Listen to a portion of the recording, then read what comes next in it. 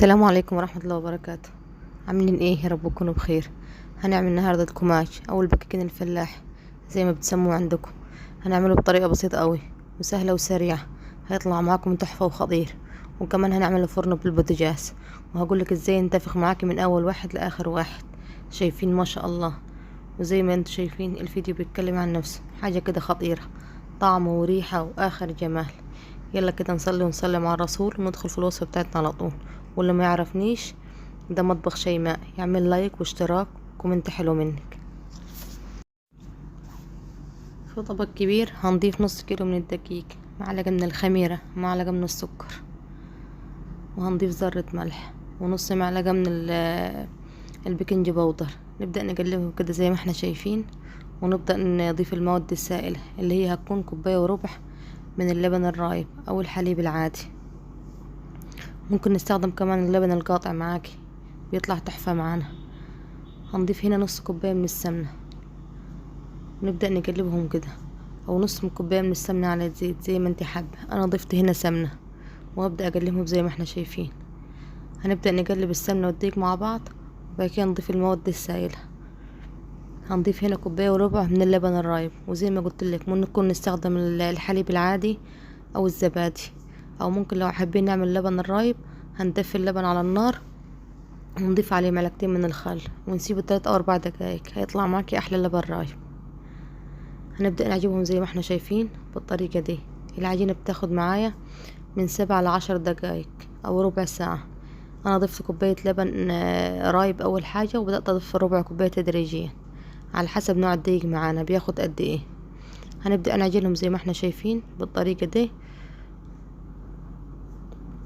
وزي ما قلت لك العجينة بتاعتنا بتاخد من 10 دقايق لربع ساعة. هنبدأ نعجبهم كده بالراحة ونخدمهم كويس زي ما احنا شايفين. العجينة بتاعتنا بتكون طرية ومش بتلزق في الايد. هنعجن فيها كويس زي ما احنا شايفين.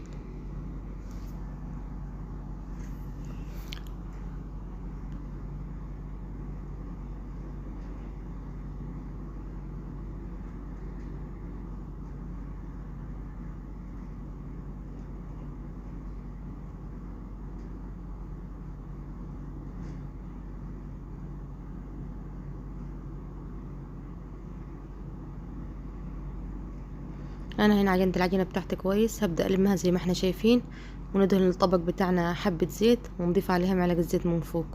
ونبدأ شايفين العجينة بتاعتنا طرية ومش بتلزق من العيد، والتحفة وخطيرة. لميت العجينة كده بتاعتي، وهبدأ اضيف معلقة زيت كده من تحت في الطبق، وابدأ اغطيها واسيبها تخمر. شايفين ما شاء الله؟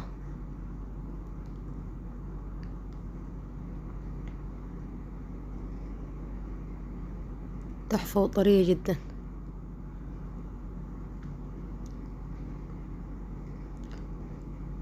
انا ضفت هنا معلقة من الزيت، وضفت فيها العجينة، وبدأت اغطيها واسيبها تخمر مدة ساعة.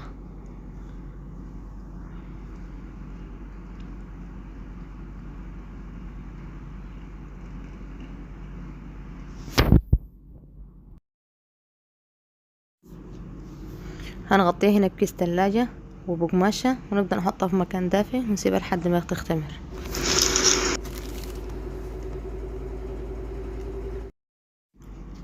هنا كده بعد مرور ساعة، ده شكلها بعد ما اختمرت كده ومر عليها ساعة. شايفين ما شاء الله؟ خطيرة. هنفضل كده نفضي الهواء اللي فيها، ونبدأ نلم العجينة كده زي ما احنا شايفين. وانا كده ناخدها كده على الرخامة او على المفرش، ونبدأ نشكلها لكور صغيرة. هنرش رشة دقيق كده بسيطة، ونبدأ نشكلها الى كور صغيرة زي ما احنا حابين بالحجم اللي احنا عايزينه. انا هنا شكلتها لكور صغير. شايفين ما شاء الله؟ القوام بتاع العجينة طري وتحفة، والعجينة مش بتلزق في الايد. هنشكل العجينة هنا ل16 كورة او ل15 كورة على قد بعض. نحاول نساوي ايدنا كده، ونساوي الكور بتاعة العجينة على قد ما نقدر. انا هشكلها هنا ل16 كورة زي ما انت حابة، ممكن تشكلها ل15 زي ما احنا حابين. انا هنا بشكلها ل16 كورة زي ما احنا شايفين. هنا شكلت الكور 16 كورة. هبدأ ارش عليهم كده رشة دقيق بسيطة، وابدأ اغطيهم كده بفوطة او كيس بلاستيك زي ما احنا حابين. سيبهم هنا كده كمان 10 دقايق كده يرتاحوا. هنا بعد ما ارتاحوا باخد اول كورة كده وابدأ ارش عليها رشة دقيق بسيطة كده، وابدأ افردها زي ما احنا شايفين. هنبدأ نفرد كده هنا الكورة معانا بشكل بيضاوي او شكل مدور زي ما احنا حابين. اهم حاجة نفردها كده بسمك رفيع زي ما احنا شايفين. انا هنا فردتها بسمك بشكل بيضاوي. انت ممكن تعمليها دوائر زي ما احنا حابين. بناخد تاني كورة ونبدأ نفردها برضو زي الاول. شايفين السمك رفيع جدا، وفردتها هنا بشكل بيضاوي. اهم حاجة العجينة تكون مريحة معاك عشان تفرد معاك بكل سهولة. هنا كده بعد ما بفرد كل كمية العيش ببدأ كده اريحه على فوطة لحد ما يخمر معانا. اهم حاجة نخلي الناحية الناعمة تكون من تحت على الفوطة زي ما احنا شايفين. بسيبه هنا كده يخمر تلت ساعة او نص ساعة، وابدأ اجيب كده صواني بتاعة الخبز.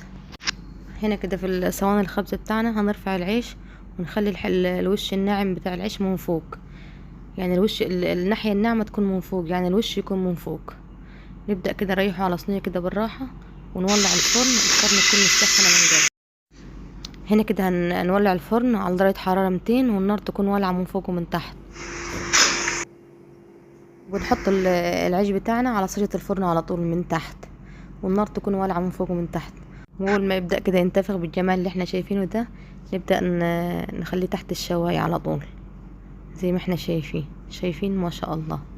تحفة تحفة بجد، لون وطعم وريحة خطيرة. اتمنى تجربوا الوصفة بنفس المقادير ونفس الوصفات. شايفين ما شاء الله خطير. شايفين بينفخ معانا من اول واحد لاخر واحد. شايفين ما شاء الله، واخد لون الخطير ده من فوق ومن تحت، ونافخ معانا من اول واخر واحد. يلا كده، السلام عليكم ورحمة الله وبركاته، واستنوني في وصفة جديدة.